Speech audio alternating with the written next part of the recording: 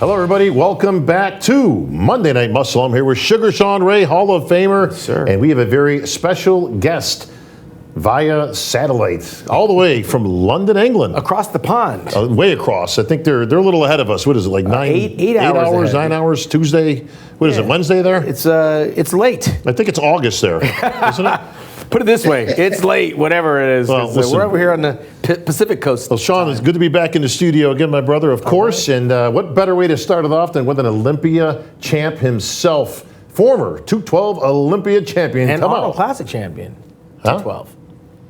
Olympia 212 champ. And Arnold 212 champ. Well, listen, the Olympia supersedes the Arnold. Who cares about the Arnold when you won an Olympia? Let's give him the resume. There's a lot of things to cover here. You go down his resume. Welcome, Kamal Elgargni, everybody. What's up, Kamal? Hey, Pop, Sean, what's going on, guys? Well, Sean wants to go down your entire resume from when you started back in 1902 until today. But I'm going to stick with the Olympia title, my brother, because that's the big one. And that's the one you won just 2 years ago.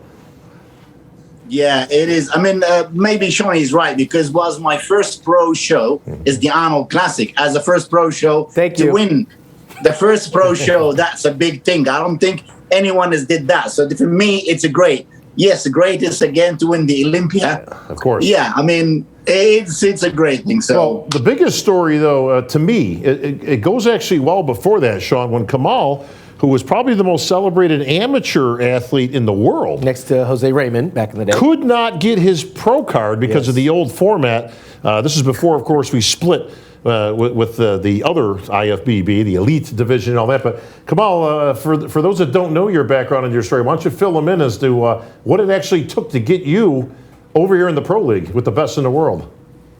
Oh, God, man. I mean, I won nearly 10 times the amateur, world champion. I won the Arnold amateur. I won everything. And then it took me 4 years, until I get my pro card because of, doping control. I was tested positive with WADA, whatever. I've never done a test. But I don't know. Somebody's behind that kind of scene. Till now, I don't know who is. But I don't care now. I am Mr. Olympia. So well, you and I, when we split with Raphael and the other IFBB and all that, you and I actually started an exchange by email where it was pretty much like, hey, here's who I am, here's what I've done. And I reached back out to you. I'm like, wow, how is this guy not already a pro? And it was all politics and all that stuff. But thank God we were able to get you in there as a professional, and all he did was win the Olympia 212, Sean. Well, I mean, of course, sometimes the long road leads to the mountaintop. If all those things didn't happen for this guy, the struggles, the trials, the tribulation, he may not have been the Olympia champion. And I think it had to taste a little bit sweeter in hindsight after you actually hit the pinnacle of your career. And of course, now it's kind of like it's gravy. I know how you were in victory. I also witnessed how you were in defeat just a year ago in Orlando. You handled that graciously, by the way, with our champion, Sean Clarita. And you got to be thirsty to try to get that title back. Am I wrong? Oh, you cannot believe how much I am thirsty. I know, I'm aging up. I'm going to be 50 this November. But to be honest, guys, I'm really maybe I'm training as the heaviest I've ever been in my life, and I'm focusing 100% more than anything else. And I'm man, I'm so hungry. So I'll do my best to bring something different again this year. I mean, as you know, you see me now 4 years for the pro my careers, for the pro league. Every year from the Arnold to the Olympia last year, I'm bringing different package. Hopefully, this year I'll bring another different package. Let's give a little bit of perspective, Bob, real quick, because like Bob said, you were held back, so to speak, blackballed, exiled. Had you arrived any sooner, then you would have been running into the juggernaut, which was Flex Lewis, and you probably, that would have been something that you might have had to buy your time behind him. Instead, you continued to grind away and find your way through the ranks of the IFBB Pro League all the way to the Olympia. But did you miss that opportunity with James Flex Lewis to go head up with him and try to take him out before he moved on? I mean, to be honest, it will be great. Flex, he's the one he won most, the Olympia 212. You always want to compete with the top top guys. I mean, like with your days, because I do see like, sorry about that, but I see your days, guy, like before. That's the proper The competitions. 90s. Yeah. Oh God, man, it is like at the moment you watch like the Open or you watch the Olympia. Oh, man, you wish you can see, but you want to compete with the top guys. Yes, I mean I did 1 year with Flex, but yeah, I wanted to be maybe more, and you want to always fight with the champs. So that's my way I look at it. But I mean, I'm wishing him to do very well at the Open class, because maybe he's going to compete this year, and I want to see like 212 guys to go at the Open and to do some damage. Why not? Well, we got to keep things in proper context, and we got to give props where they're due. Dexter usually gets all the lion's share of the accolades for his age and how he'll still be able to compete at the Olympian level. This guy at 48 years old wins the title. Correct. Right? Last year is virtually tied with the eventual winner, Sean Clarita, on stage going into the night, tied. So it could have easily gone, I mean, literally by one vote, it goes the other way. Otherwise, he repeats as champ. And now he's going to return at 50 years old as the number one contender into the 212. So we got to give you major props, bro, because, you know, obviously you're not as well known as the Dexter Jackson. Obviously he's a legend in the sport and all that. But people are starting to find out who Kamal Elgargni is, and they're starting to give you that respect. So good for you, man. Yeah, thanks, man. I mean, I'm so proud, because, as you mentioned now, like people, they compare me with like the legend Dexter Jackson. I respect, and I really always put my in top of our heads, because whatever he's done for these sports has been great for all them years. But yeah, I mean, it is like things are happening for the short period of like the pro division for only 4 years. This will be my 5th year doing all these things. Yeah, I'm so proud. I'm so proud. You're also representing 2 countries. Where are you originally from? I'm originally from Libya. And you're representing England, and you're building a fan base over here in America. But not to mention, you've been all around the place now. Unfortunately, your reign came right before the world kind of shut down and limited a little bit of that promotion of the Olympia title before you were defending it against Sean Clarita. Where were you in your headspace when they announced you in 2nd place compared to 2019? Well, to be honest, I mean, as you know, it's been very, very close. I mean, Sean Clarita, and I've seen him like I haven't, because I haven't been in the pro league for long. I didn't know this guy, but after when I've seen his improvement, the way he's improved all the years, man, you must respect him for all the hard work he's doing. He's a great champ, and to be honest, I felt really close. It could go anywhere, but I know he was the most dangerous. Even before the shows, they're telling me you're going to be the dangerous guy for you. I always said Sean Clarita, but yeah, I mean, like what you said, Pop, it's only been 1 point, so it could go on anywhere. But I'm trying to make that 1 point is more than 1 point this year. Well, I'll do my best. The nice thing is you don't have to do major overhauling. You don't have to actually bring anything different to the table. It was literally more of a matter of like who just kind of nailed it and when, because Kamal was leading after prejudging. Yeah. And then Clarita kind of caught up at night, and it's not like you let down. I mean, you looked pretty much exactly the same both days, which was excellent. You were spot on, you know, probably close to 100%. And Sean kind of, got himself a little bit better for Saturday night, and I think maybe that was just a slight difference. But it's interesting, Sean, that within the same class, the giant killer beats the giant's Kamal, who's 30 pounds heavier than Sean Clarita. Well, it just goes in to the show 212 you. class. It's an illusion, really. It is, because, again, there are guys like Muhammad Makawe, guys like Lee Labrada, Danny Padilla. Visually, you can't tell how much they weigh. I mean, at the end of the day, nobody's stepping on the scale, but they're giant killers, right? I mean, here you are in the 212. If we had plugged you in to the open division, you could have done some damage there. But I think as we were calling the play-by-play, me and Rich Kaspari, from where we sat, what we saw was, like you said, Sean Clarita made a little bit more improvements to what he was dealing with. You were the defending champion. You gave us exactly what we knew you were going to deliver. And here was Sean coming from the back of the pack, working with a little bit less. but his improvements on him individually were a little bit more. And I thought that's what kind of gave him the edge over Kamal, because you did exactly what you were supposed to do. Really, you couldn't have done anything more. I'm not sure what you weighed. What were you weighing in at? Yeah, to be honest, I weighted 5 pounds heavier than the year before, the 2019. Yeah. And I wasn't like people that said to me, maybe your condition. No, my condition was exactly maybe the same, was a little better, because I had much better glutes than 2019, a lower back and everything, but with heavier. So I weighted like 211.11. Yeah, so you were right at just like yeah. He almost had to he almost had to shave his mustache off at the time to make weight, Sean. And with that, I mean, you're, like you said, 30 pounds heavier than the Ultimate Champion, who's a little bit shorter than you. But because he had certain things that on his three-dimensional physique that actually exploded a little bit more with the big bellowing quadriceps. Yep. I mean, his legs are his strength, obviously. But you turn around, you got the hamstrings. It was a heavyweight championship fight going back and forth. It would have been interesting if you guys had been in the open category, because I don't think you would have been giving up a whole lot.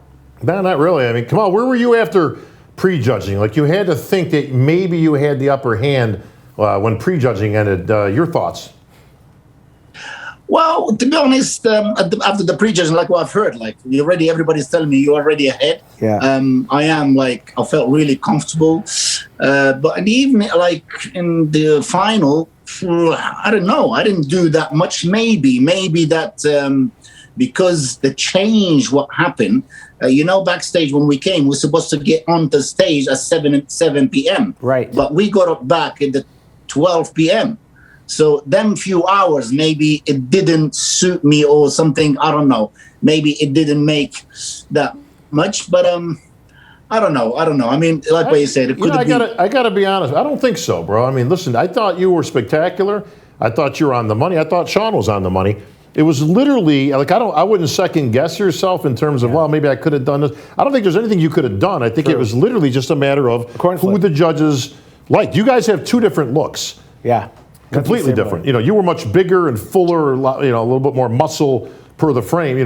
Sean obviously brings a lot to the table in terms of that roundness and the thighs. 3D. Again, apples and oranges, the old proverbial comparison. Mm-hmm. But I'm not so sure I would do anything different if I was you. I think I'd bring the same thing back there. It's hard to beat. Oh yeah, Pop. I'm not really like gonna. First things, I can't be heavier. Yeah. Right. Because I can't make. That's pretty much it. You're tapped out. Yeah. Exactly. So I don't want to struggle like to make weights on that day, but I'm trying to. I don't know. I'm trying to get. I know exactly what the judge is going to look for. So probably I'll bring something different that makes it even maybe. I don't know, just more sharper, or I don't know. Well, listen, we know we have age and wisdom that we're going to share with you right after this commercial break here at Monday Night Muscle.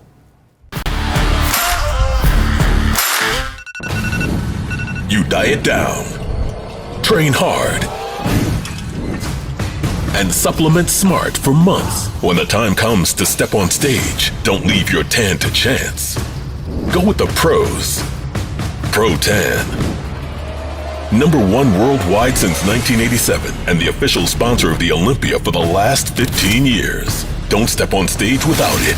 Pro Tan.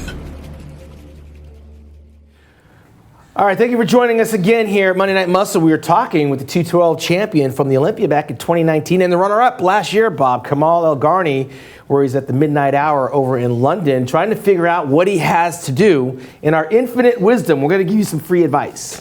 We rarely do this, by the way. Hanging in there, Big Ben, Parliament, and Kamal Elgargni. That's your top three in London as we speak. But Kamal, so yes, Bob. You can't get any heavier. You weighed in at 211.9, whatever it was. Like I say, he would have had to have shaved his head to have made weight. Yeah, don't play the size game. No, nothing against the bald guys, of course. That said, so do you look to make improvements at this stage? I mean, you've been training for 30 years, obviously. You've got a very mature physique. And the cool thing is, to your credit, he doesn't have an old physique. You know what I mean, Sean? Like you would, if he doesn't tell you his age. Right. you don't know his age. You look at the physique and you go, that's a young physique out there. Like some guys, they look like Masters competitors.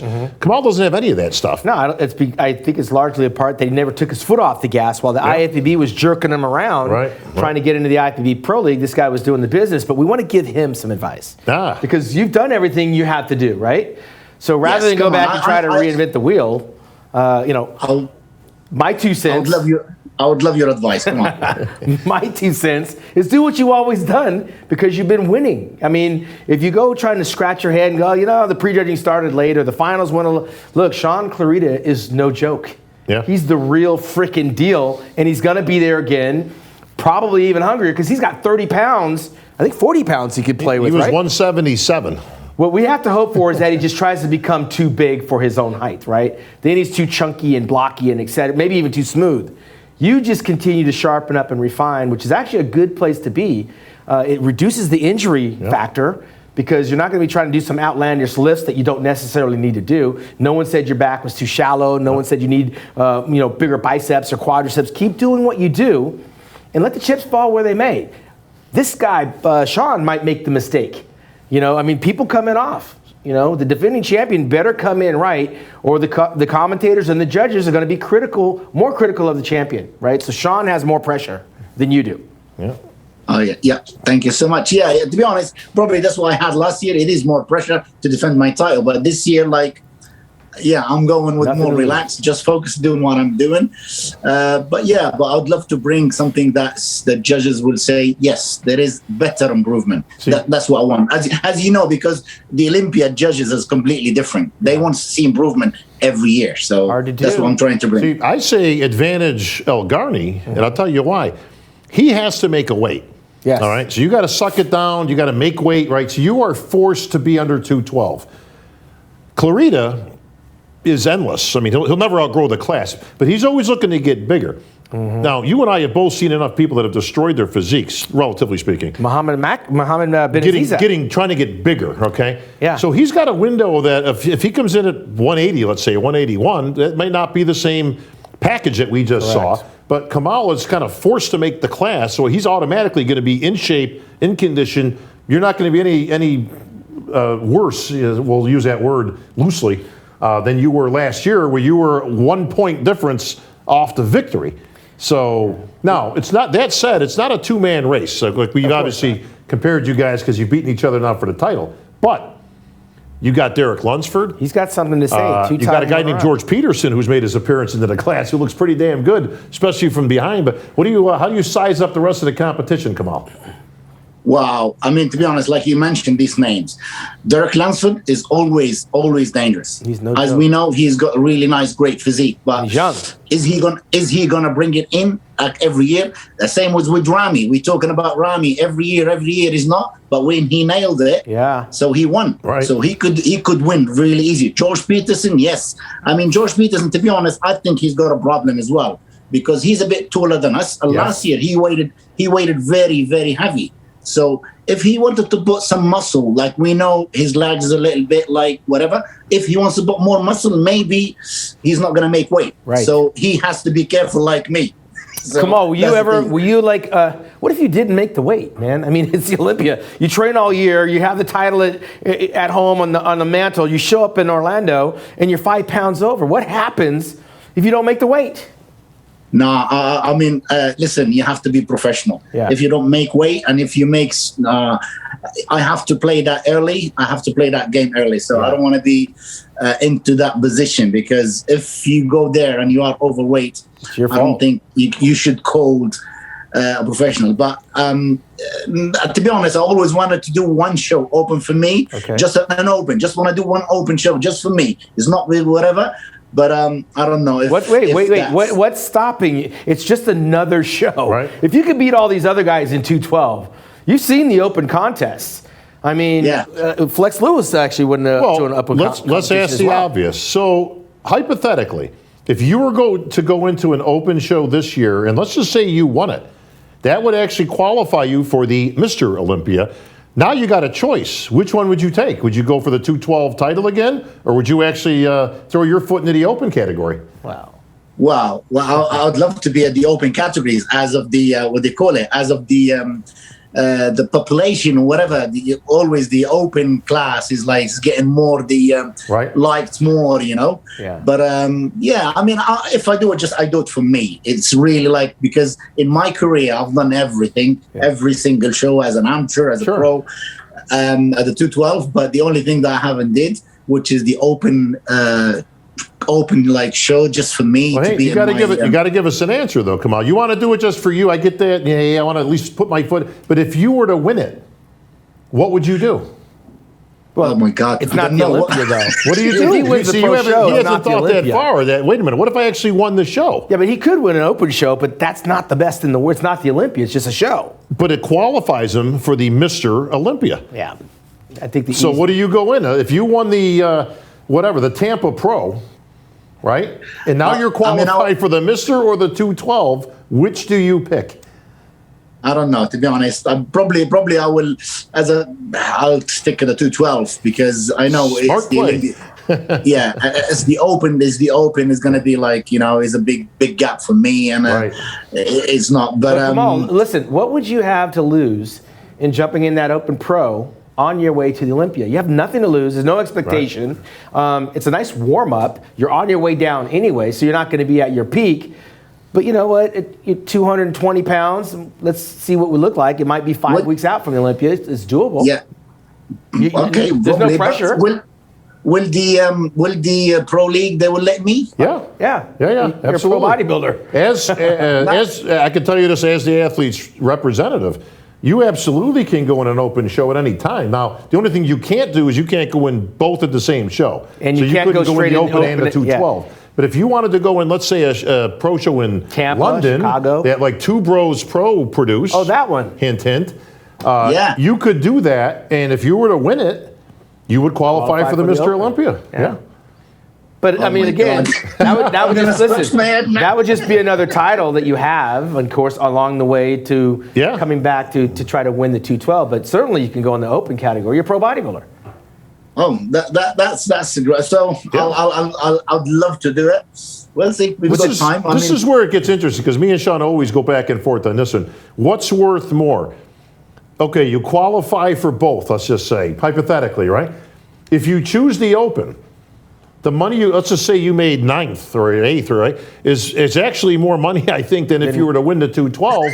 But exactly. But the 212 title, of course, is the best in the world. So it's one of those. Which one do you go? If I'm Sean Ray, I think I'm going in the open. But if I'm Kamal, I'm thinking, you know what? I'm still too close right now to gain that title back. Yeah. So let me go get what belongs to me, and then once I have it twice, then you mess around in the open. And I'm at this stage in my career. Let me go out trying to go up against the big boys, see what I have. That way you don't have to suck down to make that weight, and you can let your body grow. Here's some more free advice, Kamal. If you go into the open on the Olympia, I would put yourself right next to Big Ramy. Just put yourself right next to him, bro, and let the judges compare.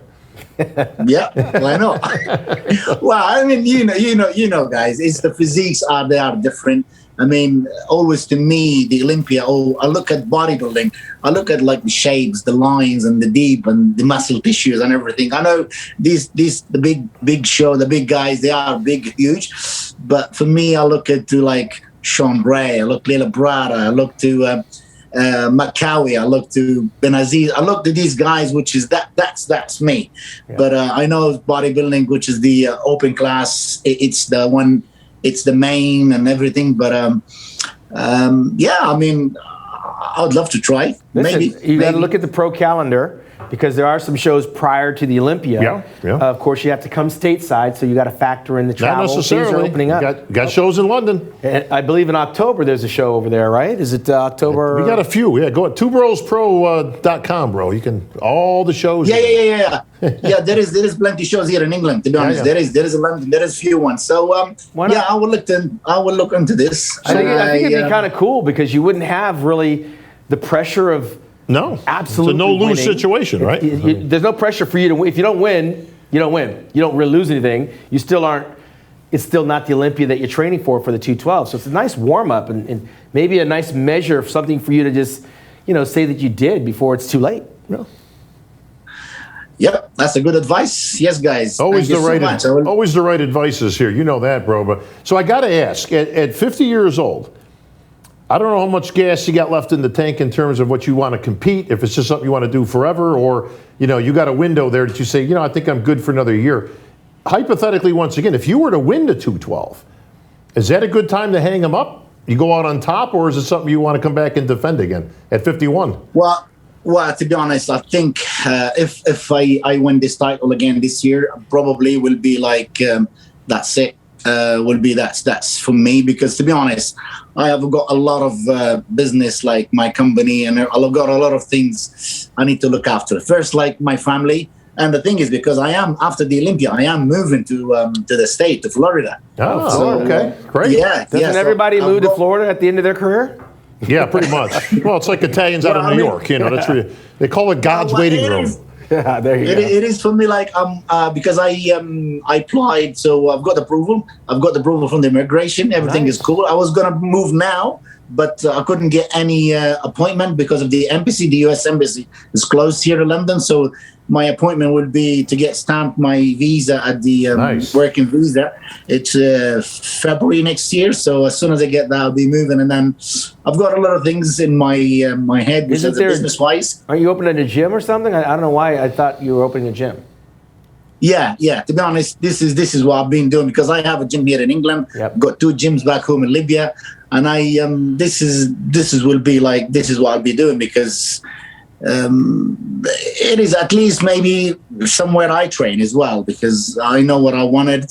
You go by Flex Lewis's old gym. He up and bolted to Vegas. Actually, that gym's closed. He opened a new one in Vegas. So no. It's all set up. He sold that gym. Oh, did he? I think he's gone. Yeah. Somebody else has took over, and he's doing well. So I've seen that guy. So wait, what about Libya? So you left there? You never go back? That's it?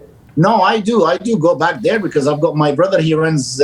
He's like my business partner there, and he runs the gyms over there. But it's I'm doing this for the family, to be honest. My kids and that, they wanna go to the state. They wanna probably try it, and I think it's better opportunity for me, because I do a lot of supplement business as well, and gym equipment as well. I buy I do quite a lot, big number. So it's better for me. Maybe I'll do my own line as a supplement. I've got all these things in my head. I'll give you some advices on the supplement business. He's in that too. But dude, let's get back to Libya for a second, because it doesn't sound like the bodybuilding capital of the world. You name another Libyan professional bodybuilder. All right, see, this is where I have it over Bob. He doesn't know. I got zero. Kamal's the only one I know from Kamal, Libya. do you know another professional? Nah. You're the only guy. That makes you like a unicorn. Yeah, I mean, I'm doing very well back even in Libya, so I've got enough. I'm doing good, very, very good business over there. Yep. But it's easy for me. I travel. I mean, come on, Sean. You travel like 24/7. I know, but I never been to Libya. What I know about Libya, I remember, and you're old enough to remember, Muammar Gaddafi. Yeah, Gaddafi. That's about all we know from Libya. Did you come up and underneath any of that strife when he was around? I just remember the name and how he got taken out. I was against him, so I'm really I was against him 100%, because Libya is it's a massive, great, really rich country and everything, and he's ruined everything. He's just made it as worse. Whatever is going on now, it's all because of him. It's just full of weapons everywhere and militias and all that, which is he's the one created. He killed all the armies and he changed it to militias to be his guards and everything. He's made it really bad. That's why let me school Bob on who that is. That used to be the president. The dictator. Remember. Yeah. Not president, dictator, right? Dictator, yeah. Of Libya, and they took him out and did a public lynching of the guy, basically. I'm trying to think. I'm going through my Rolodex. You're going to have to help me out on this one, bro, as being resident historians of the sport. I'm trying to think of the last guy that hung him up on stage as the champ. And that's a tough one. I mean, listen, Lee Haney? No, at 31 years young, and that was back in 91, but Flex Lewis hung him up too, as far as we know. He's going to compete again. He's been talking about coming back. Right. He said he was coming back last year. He says he's coming back this year. I don't know. The guy just opened a gym, just moved from Florida to Las Vegas. We don't know if we're going to see him. It also wasn't final when he gave that. So Kamal's saying, look, if I win, I'm off into the sunset. Man, that's a great, talk about great Olympia moments, right? How about Kamal wins the title back and then retires right on the Olympia? I mean, you retire with the title. That's as cool as they come to me. Oh yeah, I mean, this is what I'm thinking, because at the end of the day, for me, I got the title. I am Mr. Olympia. I won everything. But what I said, to be honest, Mr. Olympia or the competition, whatever, it holds me a lot back, because, like what I said, I've got successful business as well, instead of like competing or whatever. So I'm losing big money. So when I finish my shows, I've got my contacts all over the world, and I have enough to put my feet and focus more into business, because I'm making more money than I'm making from the Olympia. Like I said, my 4 years at the pro, it's been all this pandemic. I never made no money. Right. Because it's like we couldn't travel, we couldn't do nothing because of the pandemic. So I'm actually spending more what I'm getting. But because lucky, I've got my successful business and all that.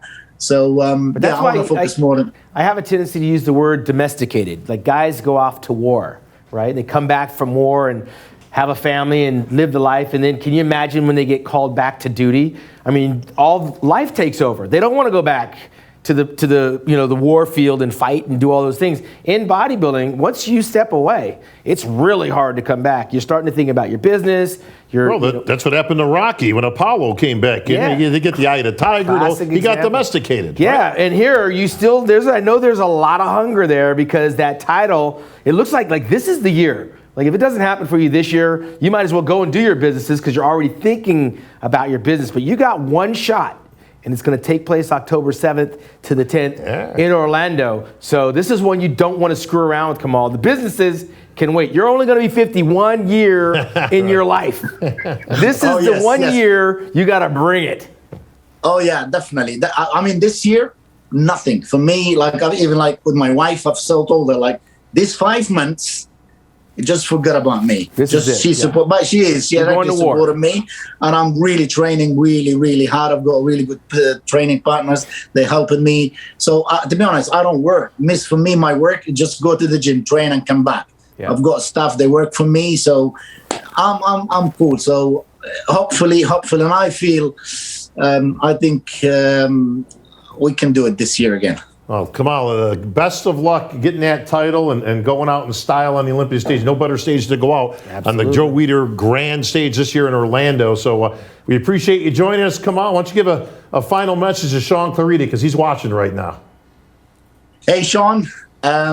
Just what I'm going to say. It would be great to be together back again, to actually on that stage, because we're going to show a lot for the crowd. They love the 212 class. We are making a special, so make sure you be ready, because I'm going to be ready. Spoken like a true champion. Like a true champ. All right, come on. We will see you, my friend, in just a few months on the Olympia stage in Orlando. Thanks for joining us, Kamal, and we will be back with more Monday Night Muscle after these commercial messages.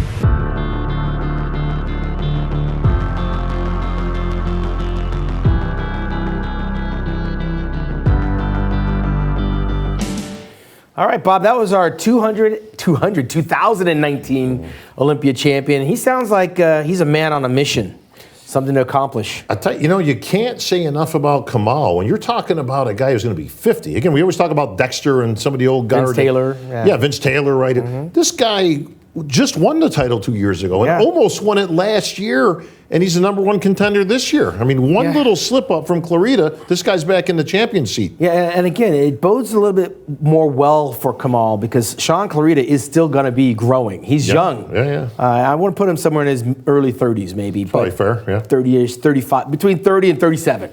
Kamal is not going to grow at this stage. No. We've already seen as much growth. We're going to see the maturity and the refinery. And he's got to hope that Sean goes, I was 177 last year. I think I'm going to come in at 280, 285. Not 285. You have to. 185, right. So what happened with Mohammed bin Aziza, we saw him come in 1990, and he beat Dorian Yates at his pro debut at the New York Night of Champions at 190 pounds.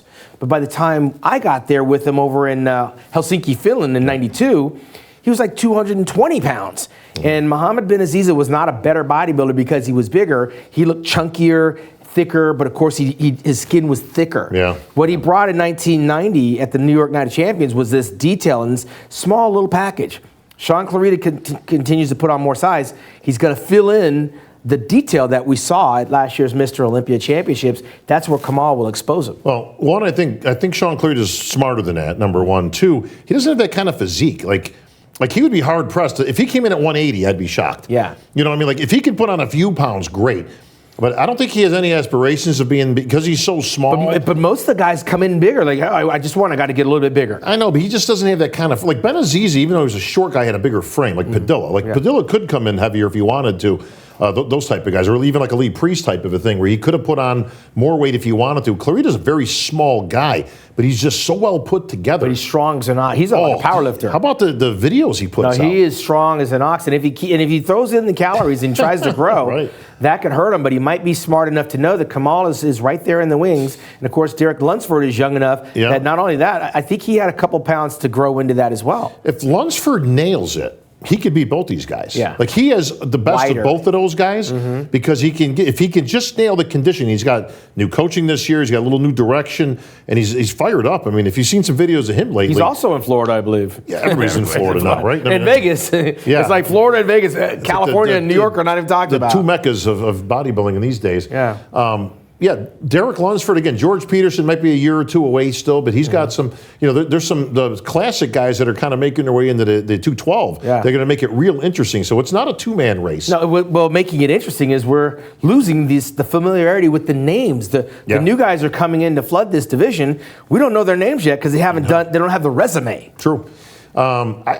I think it's a great story and a great finish if Kamal can come back. Yeah. And I think he knows his day is coming. Like he's got no delusions of grandeur that he's going to be around for another. He doesn't want to be around for another 5 years. He's 50. Well, and he can afford to lose and still go out gracefully. Yeah, I mean, listen, he would do himself no shame going out, even whether it be runner-up, top 5, or whatever. Right. At 50 years old on the Olympia stage, I think either way he's done. Yeah. But if he were to win the title. Yeah. And then do the big speech like at the end on the Olympia stage. But what a great moment for the Olympia. Well, we'll probably see some tears, so bring your tissue. Kamal Elgargni, he's going down. There's no crying in bodybuilding. There is no crying in bodybuilding, but Kamal, I saw him cry in 2019. Hopefully we'll see him cry again this year. That's coming October 7th to the 10th in Orlando, Florida. We will be there for that rubber match with Sean Clarita and company in the 212 division, which, by the way, is one of the fastest growing, most competitive divisions alongside the wellness that's coming on the platform this year. So nothing half-ass about wellness. Nothing half-ass about wellness. All right, that's going to do it for another episode of Monday Night Muscle. We'll see you guys next week. For Bob, I'm Sean. We're out.